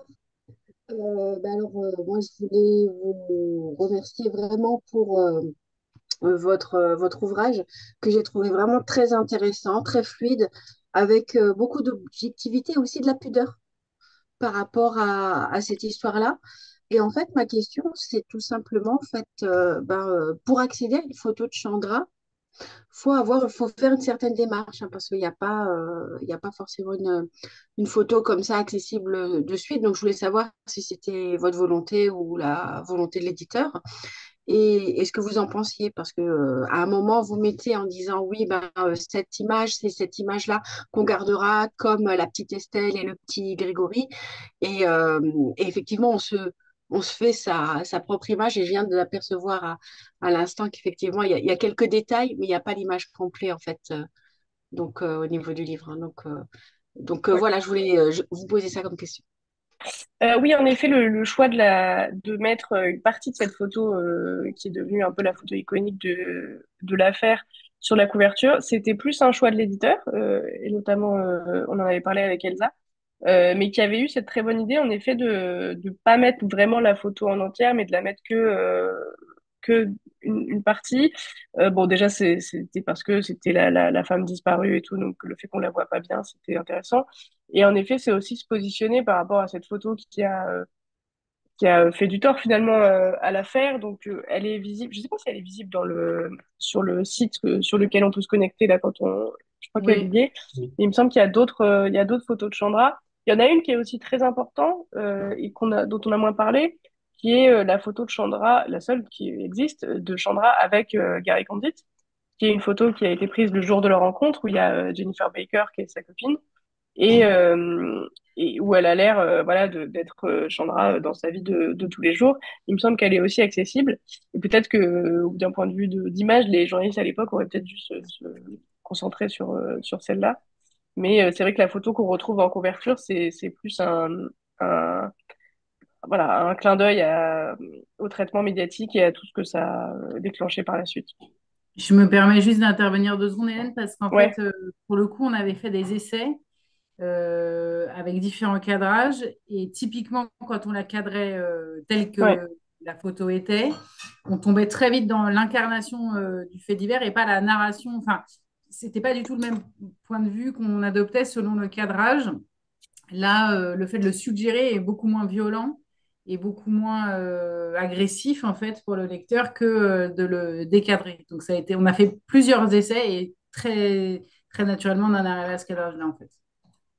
Mais perso, j'ai trouvé ça très surprenant et en même temps très intéressant parce que je sais pas si j'aurais, enfin, je suis pas allée voir hein, la photo, mais par choix. Mais du coup, on m'a laissé le choix et ça, j'ai vraiment beaucoup apprécié aussi. Après, ça reste une collection aussi qui travaille sur la matière du fait divers, c'est-à-dire qu'on raconte des histoires, mais on raconte aussi la fabrication de ces histoires-là. Les meurtres du Low Country d'Arthur Serre travaillaient très très bien aussi là-dessus, sur la fabrication du true crime et du cirque médiatique. Hélène, elle le relaie aussi très bien avec cette histoire, mais c'est vrai que nous, on ne veut pas être que dans une approche frontale et finalement un peu unilatérale de ces faits-là. Je redisparais, mais voilà. Et comme toujours dans cette collection, à la fin, vous avez un QR code qui permet de prolonger l'aventure, de prolonger l'enquête avec des documents inédits. Et évidemment, c'est fascinant, il y en a beaucoup, et c'est toujours intéressant de voir aussi comment a travaillé l'auteur. Et là, une fois de plus, je vous laisse découvrir aussi ce qui s'y passe, mais je trouve que c'est encore plus marquant de le voir, soit au fil de la lecture, soit à la fin. Mais c'est vrai qu'au fil de la lecture, vous pouvez aussi, sans vous spoiler, mais vous pouvez aussi vous aider de ces photos, de ces documents-là. Une fois de plus, une fois que Chandra a disparu, une fois qu'on a évoqué le sujet de Gary Condit, on retrouve un corps, et ça je ne dévoile rien puisque c'est aussi sur la quatrième de couverture, donc c'est bon, on peut s'arrêter à la découverte du corps dans ce parc, et on découvre plusieurs choses, et notamment les failles de l'enquête. Une fois de plus, vous dites également que la police dans cet état-là de Washington, D.C. est, on va pas dire, mais pas loin de catastrophique, avec différentes affaires qui ont sévi les années précédentes. Euh, Parlez-nous de ces failles de l'enquête parce que parfois, une fois de plus, ça se joue à des détails, à des quiproquos, à quelques mètres de recherche. Ça aussi, c'est fascinant de voir que il suffit d'aller chercher peut-être 20 mètres plus loin et on aurait peut-être découvert le corps plus tôt et on aurait pu faire des éléments, on aurait pu faire pardon, des analyses beaucoup plus poussées que, je crois que c'est 8 mois après la découverte du corps, un petit peu plus peut-être un an et demi, c'est euh, un an et c'est un mois, quasiment un an. 13 mois, Ouais. ouais, c'est ça. En effet, il y a eu beaucoup d'erreurs. Alors, c'est toujours facile a posteriori de les pointer, mais euh, comme je le raconte un peu dans le livre, donc la police de DC n'était pas dans son meilleur état en 2001. Il y a des chiffres qui montrent qu'il y avait énormément de crimes qui étaient non résolus. C'était le bazar dans la façon dont c'était géré. Il n'y avait pas de moyens. C'était 3 sur, pas, c'était pas. 3 sur 4 Ouais, résolu, je crois. ouais, c'est quand même pas mal. Et en effet, peut-être la plus grosse erreur, enfin, franchement, il y a un bon top 3 d'erreurs quand même, mais une qui est très frappante, c'est en effet la façon dont Chandra disparaît en mai 2001. Dès juillet, il y a des fouilles du parc, parce que bah, quand quelqu'un disparaît à Washington, on fouille le parc, quoi, qui est en fait plus une forêt qu'un parc.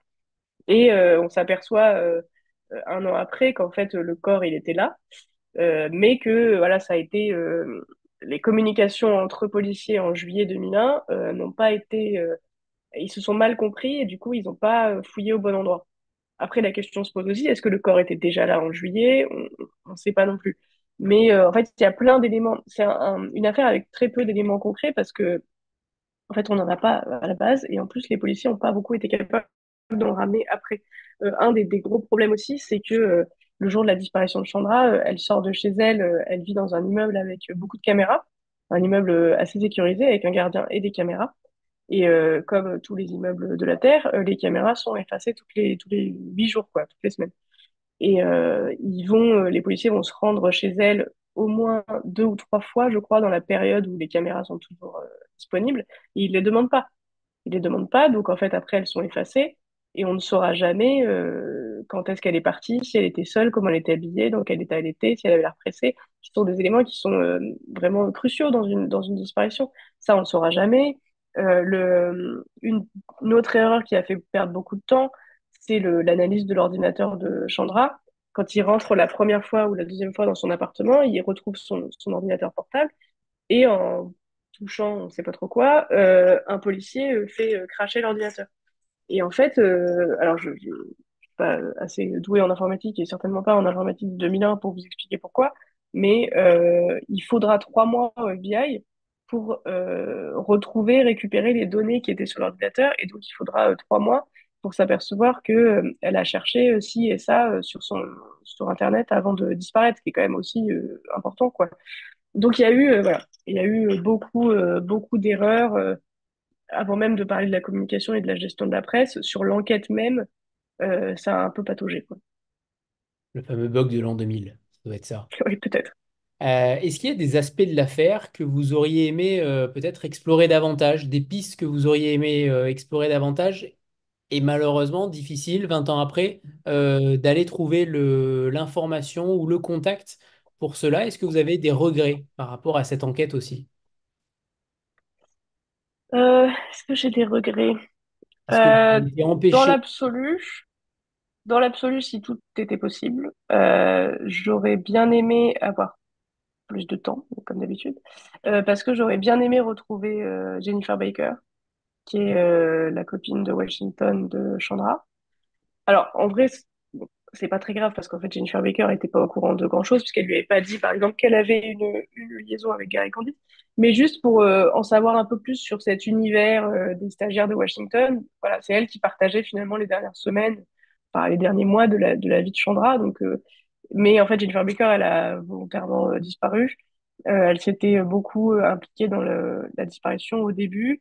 Et puis, comme tous les gens qui ont été liés à cette disparition de près ou de loin, elle a été harcelée par la presse. Donc, elle a fini par un peu disparaître de la circulation. Donc, je ne l'ai pas retrouvée parce qu'elle ne voulait pas être retrouvée. Ça, c'est un petit regret parce que j'aurais bien aimé. Et sinon, idéalement, voilà, dans un monde rêvé, j'aurais bien aimé pouvoir parler à Gary Candid et à ses assistants de l'époque qui partageaient sa vie de très très près et qui ont peut-être quelque chose à voir dans tout ça. Mais bon, bah, Gary Candid, ça servait à rien de batailler sur cette affaire-là. Et en plus, il a écrit un livre, enfin, il a coécrit un livre en 2015 ou 2016, donc bon, qui dit finalement ce qu'il aurait dit, je crois, s'il donnait des interviews, et ce qui n'est pas très intéressant, somme toute. Comment vous avez d'ailleurs comparé les informations que vous aviez? Est-ce que vous avez eu des cas de conscience à gérer? Est-ce que vous avez eu des informations contradictoires sur lesquelles il a fallu peut-être arbitrer? Est-ce que vous avez fait, entre guillemets, est-ce que vous avez eu des partis pris sur certains éléments avec deux infos contradictoires et vous avez dû trancher sur la plus plausible? Quand vraiment il y avait des infos contradictoires, je les ai pas mises. D'accord. Je crois que c'est arrivé peu, mais il y a dû avoir des détails où je me dis, bon, je vais pas mettre n'importe quoi, donc je l'ai pas mis. Après, j'ai eu un peu une interrogation sur le fait d'est-ce qu'il fallait mettre certains détails trouvés dans des tabloïds. Mais du coup, j'ai essayé de les mettre en les recontextualisant pour pas que ce soit pris non plus au pied de la lettre. Mais je trouvais ça important quand même pour le contexte historique de l'histoire de raconter ce qui se disait à l'époque, même s'il s'agit du coup de répéter des fausses rumeurs. Mais je pense que quand elles sont contextualisées, on comprend mieux quand même. Et ma dernière question avant de passer à votre auteur préféré, ou méconnu, pardon, pas votre auteur préféré, votre auteur méconnu, c'est surtout l'impact que ça a eu, que cette enquête a eu sur vous finalement. Est-ce que ça vous a fait réfléchir autrement? Est-ce que ça vous a coûté émotionnellement? Quel impact a eu cette enquête et ce livre finalement sur vous, Hélène? Alors, Est-ce que ça vous a miné le moral, entre guillemets? Et non.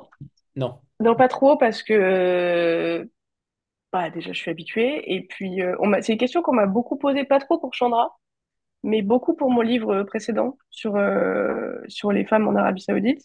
Euh, est-ce que ça m'avait, si ça m'avait un peu, non, ça m'avait pas miné, je sais pas. Mais c'était dur, enfin, il y avait des histoires très très dures, donc on m'avait beaucoup posé cette question. Et en fait, je pense qu'on s'habitue, malheureusement. Je sais pas si c'est une bonne ou mauvaise chose, mais au bout d'un moment, on se dit que raconter l'histoire comme il faut, c'est une façon, voilà, d'aider ces personnes-là. Là, je sais que Bob et Suzanne, par exemple, ils étaient contents d'en parler. Je sais que je leur ai pas arraché des informations qu'ils voulaient pas dire. Voilà, ça m'aide peut-être à vivre mieux tout ça. Mais c'était quoi la deuxième question? Il y avait deux questions en une. Je ne sais plus, mais est-ce que ça vous a impacté? Je Ah crois oui, que non, est-ce que ça m'a fait changer d'avis?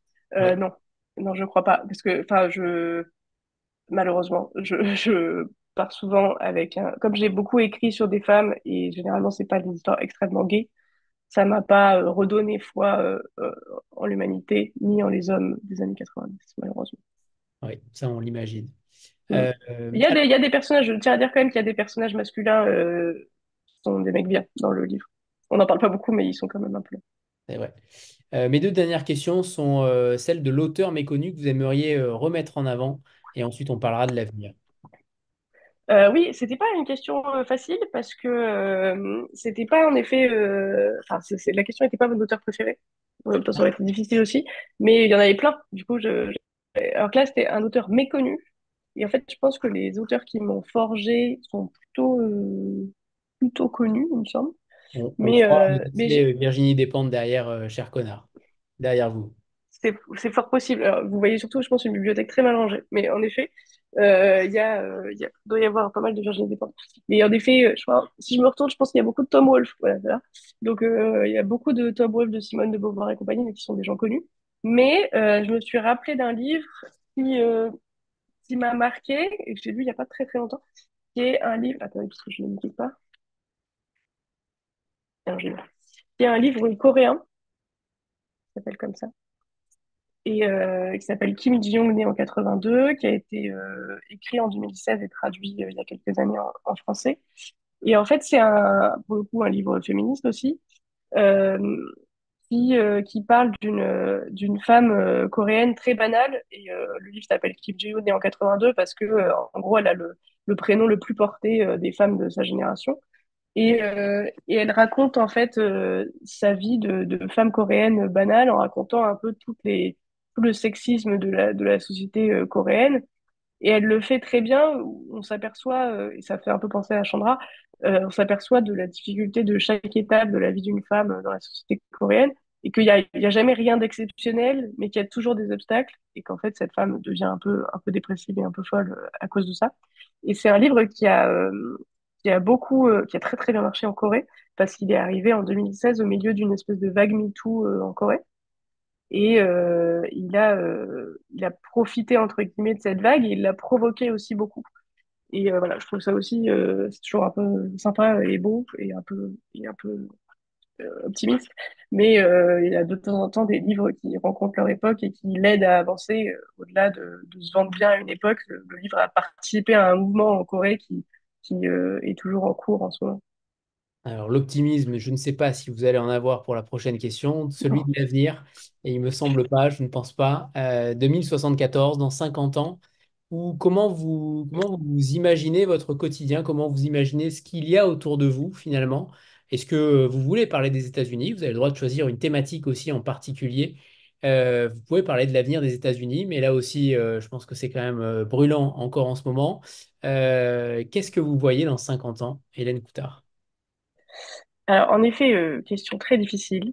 Euh, les États-Unis dans 50 ans, franchement, j'ai du mal à être optimiste. Euh, Ils reculent plus qu'ils n'avancent. Ils ont avancé pendant longtemps, alors à leur façon. Mais là, ils reculent sur quand même beaucoup de choses. Ils donnent pas des signes d'amélioration. Je pense que la collection, malheureusement, le montre bien. Euh, Après, je suis toujours un peu partagée entre deux intuitions, qui est d'un côté de me dire que en fait, on est peut-être trop pessimiste et qu'en fait, 2074 sera peut-être super et que peut-être que le monde, à un moment, va reprendre un peu de bon sens et tout ça va aller beaucoup mieux.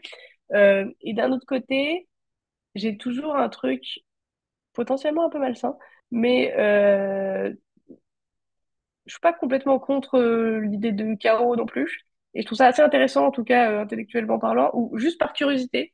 J'ai un peu envie de savoir ce qui va se passer après. En tant qu'observateur de tout ça, je trouve ça quand même assez intéressant. Enfin, le monde, il est fou, quoi. Et c'est un peu ce qu'on raconte aussi dans les années 2000 avec Chandra, c'est qu'il se passe plein de trucs très inattendus qui bousculent à chaque fois la société. Et c'est aussi un peu ce qui se passe maintenant. Alors, mauvais ou bon, généralement mauvais, mais au moins, on s'ennuie pas. Et donc, d'ici 2074, je pense qu'il peut se passer énormément de choses. J'espère que ce sera pas trop catastrophique, mais quand même assez curieuse. Assez curieuse de voir ce qui va se passer. Après, à titre personnel, j'aurai plus de 80 ans et j'espère que j'écrirai des livres et que les gens les achèteront encore. Pas sûr, mais bon.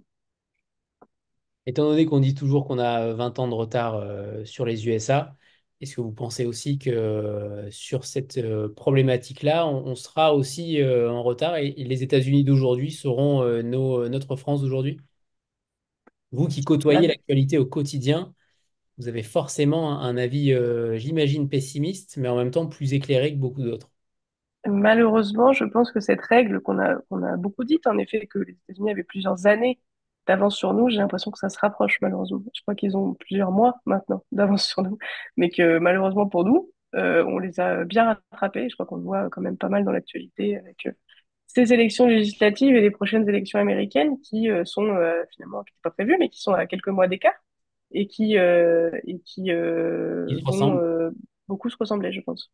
Ouais. Eh bien, on va terminer cette rencontre avec un petit peu plus d'optimisme, enfin d'optimisme, je sais pas, mais en tout cas de littérature avec un deuxième extrait, Hélène. C'est à vous. Oui, alors.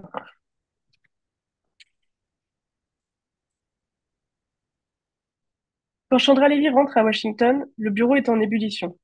L'exécution de Timothy McVeigh est prévue pour le mois de juin. Ce vétéran de la première guerre du Golfe a été condamné à la peine de mort pour avoir fait exploser une bombe devant un bâtiment fédéral à Oklahoma City en 1995. L'attentat a fait 168 morts. Au printemps 2001, c'est encore l'acte de terrorisme le plus meurtrier de l'histoire des États-Unis. Au bureau fédéral des prisons, le téléphone ne cesse de sonner et Chandra aide à organiser une conférence de presse. Mais le lundi 23 avril, le destin bien huilé de Chandra s'en sans prévenir.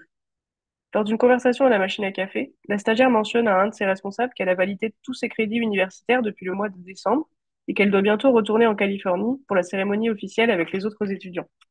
Celui-ci tique. Le Bureau fédéral des prisons, comme beaucoup de bureaux gouvernementaux, n'autorise des stages que dans les 4 mois après l'obtention du diplôme. Si Chandra est techniquement diplômée depuis décembre, alors son stage ne peut dépasser le mois d'avril. Hors de question qu'elle aille jusqu'à septembre comme elle l'avait prévu. On lui annonce la fin de son contrat sur le champ. En l'espace de quelques minutes, Chandra se retrouve au chômage. Le lendemain matin, mardi 24, elle sonne chez Gary Condit. Elle lui raconte qu'elle vient de perdre son stage et qu'elle va sûrement devoir rentrer en Californie.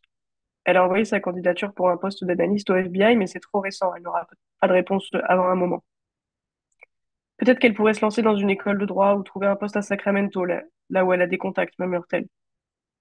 D'après le député qui relatera à contre-cœur dans la presse cette entrevue d'à peu près 1 heure et demie, Chandra est déçue mais n'a pas l'air désespérée. Il ne se souvient pas s'ils ont fait l'amour ce jour-là.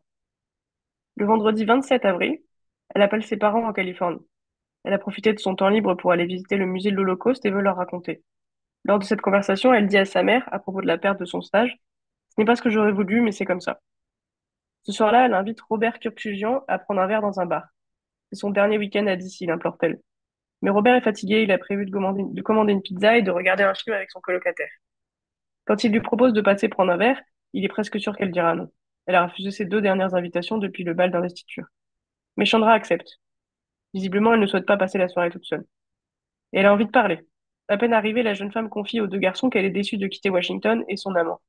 Elle sert à Robert la prophétie qu'elle espère réalisatrice du plan quinquennal, divorce, retrait de la politique, nouvelle famille. Le jeune homme essaie de ne pas lever les yeux au ciel, mais il n'en revient pas que Chandra, qui lui paraît avoir la tête sur les épaules, soit si naïve. Il lui dit, le plus délicatement possible, que son mystérieux député se moque d'elle. Chandra ne veut rien entendre. Alors il regarde le film à l'aube du sixième jour, puis vers 1 heure du matin, Robert accompagne Chandra au bout de la rue, où elle haile un taxi pour parcourir les quelques rues qui la séparent de chez elle. C'est la dernière fois qu'il la verra. Le samedi 28 avril, elle essaie d'appeler Sven Jones pour lui proposer de déjeuner ensemble le lundi suivant. Jones ne décroche pas, elle lui laisse un message sur son répondeur. Quand son collègue l'écoute, il est au Canada ce week-end-là, il trouve sa voix triste et se demande si elle est encore déprimée à cause de son amant. Mais comme il ne sera pas rentré lundi, il ne la rappellera pas. À 23h14, elle envoie un mail au propriétaire de son appartement. Mes plans ont soudainement changé. Je viens d'apprendre cette semaine que mon stage s'arrêtait, je n'ai plus de travail. Je retourne en Californie pour de bon. J'aimerais pouvoir déménager le 5 ou le 6 mai si possible. Je suis très déçue de devoir renoncer à l'appartement, mais j'ai besoin d'être en Californie pour le moment, le temps de réfléchir à ce que je veux faire ensuite.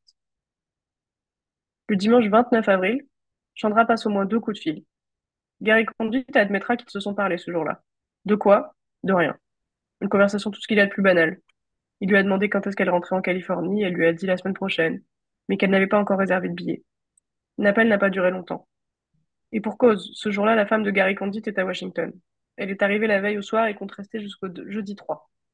Le deuxième coup de fil que passe Chandra ce dimanche est pour sa tante, Linda, à qui elle laisse un message. Salut Linda, c'est Chandra, mon stage est fini. Je vais faire mes valises dans la semaine, rentrer à la maison pour un petit moment, je ne sais pas trop ce que je vais faire cet été, et j'ai une grande nouvelle à t'apprendre, quelque chose d'important à te dire. Rappelle-moi. Depuis, Linda Zamski a écouté ce message de nombreuses fois. Sur la bande, la voix de Chandra est celle d'une jeune femme heureuse et excitée. Le lundi 30 avril, Chandra se rend à sa salle de sport habituelle pour annuler son abonnement. Elle passe un bon moment à parler au responsable dans le hall, lui raconte qu'elle rentre en Californie, et lui demande où elle pourra s'entraîner là-bas puisque son abonnement ne pourra pas être annulé avant un mois. Ce lundi, elle appelle aussi plusieurs fois, au moins 7 ou 8, sa messagerie pour vérifier si elle a des messages. Linda n'a pas rappelé. Le mardi 1er mai, Chandra se connecte à Internet sur son ordinateur. Il est 10h27. Elle consulte le site d'Amtrak, la compagnie de train américaine, et celui de Southwest Airlines. À 10h45, elle transfère un mail à ses parents. C'est une publicité pour des vols en promotion entre Modesto et Los Angeles. Elle n'ajoute aucun commentaire au mail. Elle consulte plusieurs sites d'actualité, Los Angeles Times, The Hollywood Reporter, Drudge Report, The Modesto Bee, National Geographic. Il lit plusieurs articles concernant un événement à la Maison-Blanche auquel Gary Condit a assisté la veille, invité par le président Bush. Elle lit aussi des articles sur Chad et Katie Condit, les enfants de Gary, respectivement âgés de 33 et 26 ans. Elle regarde la carte des magasins de glace Baskin-Robbins. Plusieurs moteurs de recherche différents sont utilisés. Google, Lycos, Yahoo, AltaVista. Le rythme de visite est effréné. Elle ne reste que parfois quelques secondes sur une page. Enfin, à 11h26, Chandra se connecte au site du Washington Post et consulte la météo. Ce 1er mai, le ciel est clair, la température va monter jusqu'à 27 degrés. Elle continue en cliquant sur la section loisirs et consulte quelques pages sur Rock Creek Park et ses chemins de randonnée. Étrangement, elle se renseigne aussi sur la région Alsace-Lorraine en France. À 12h24, elle se déconnecte. C'est la dernière trace de vie de Chandra Levy. Merci Hélène. Gary Condit qui d'ailleurs a même avoué ne pas se souvenir avoir fait l'amour avec elle, je crois que c'était la veille ou quelques jours avant. C'est Ça. quand même plutôt surprenant, où ça dénote une activité sexuelle débordante avec différentes maîtresses. Cela étant, il y a quand même en effet plusieurs éléments qui montrent que Gary Condit n'a pas dit toute la vérité sur cette affaire. Merci infiniment, Hélène, pour la disparition de Merci. Chandra Levy, c'est aux éditions 10-18 et Society, et pour l'État de Washington, D.C. On a hâte évidemment de découvrir le prochain et un prochain ouvrage aussi de votre part, Hélène, parce que, une fois de plus, on n'a pas parlé de la qualité littéraire du texte, mais à chaque fois dans cette collection, on a des véritables écrivains et pas uniquement des journalistes, et ça a le mérite quand même d'être dit. Merci infiniment, Hélène et Elsa, pour... Merci beaucoup à vous. Au revoir. Merci beaucoup. Au revoir tout le monde, à très bientôt pour une prochaine, un prochain état sûrement aux éditions 10-18. Au revoir à tous.